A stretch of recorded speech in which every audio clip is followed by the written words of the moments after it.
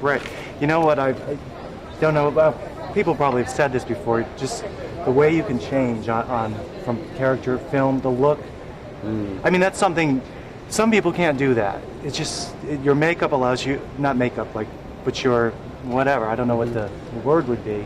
Allows you to change so drastically. Don't. And naturally, it's a natural change too. Well, I think that started. I had good building blocks early on. I started out in stage work for 15 years before I ever did a film, and I started pretty late in films. I didn't shoot a film until I was 35. About 1987 you started, right? Right about, with Mate One. And so having worked on stage, performing day after day after day, I think I was able to build a technique that I could depend on, and every job, every character calls for something different, but for me that's the joy. I love that endeavor. I will go to any lengths to try and add some nuance to a character, and sometimes it works and sometimes it doesn't, but it's all a gamble. But it's great when it seems to all come together. Yeah, I was thinking of just off the top of my head, from American Beauty, that character, the adaptation to this character. Well, 3 different people. Yeah, I would agree. Agree. Pretty different characters. And if you didn't know who you were, you might think you're a different person.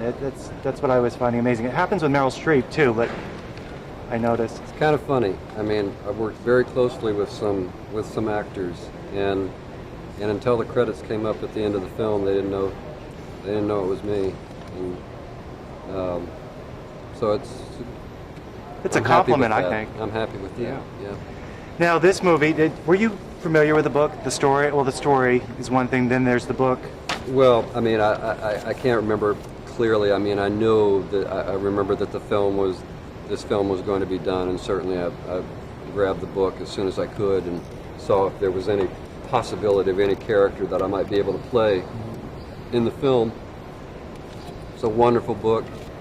Gary Ross did a great job as far as putting as much of the book as he could into the script. Well,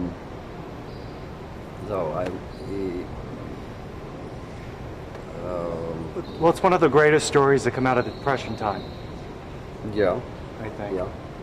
And then also you have a couple different things going on. You have people that are listening to the races, have a hope and a dream.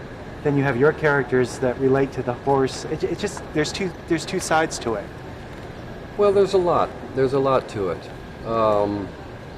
and what I hope people come away with is that it was a period in time, in a large scale, the Depression, where people had to come together and help each other.